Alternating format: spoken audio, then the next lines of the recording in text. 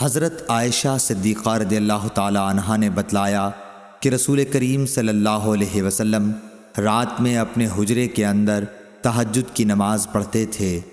हुजरे की दीवारें पस्त थीं, इसलिए लोगों ने नबी करीम सल्लल्लाहु अलैहि वसल्लम को देख लिया और कुछ लोग आपकी इक़्तिदा में नमाज के लिए खड़े हो गए। सुबह के वक्त लोगों ने उसका ज़िक्र दूसरों से किया। फिर जब दूसरी रात खड़े हुए तो कुछ लोग आपकी इक़्तिदा में उस रात भी खड़े हो गए। ये सूरत 2 या 3 रातों तक रही। इसके बाद रसूलुल्लाह सल्लल्लाहु अलैहि वसल्लम बैठ रहे और नमाज के मकाम पर तशरीफ़ नहीं लाए। फिर सुबह के वक्त लोगों ने इसका ज़िक्र किया तो आपने फरमाया कि मैं डरा कि कहीं रात की नमाज तहज्जुद तुम पर फ़र्ज़ न हो जाए, इस ख़याल से मैंने यहाँ का आना नागा कर दिया।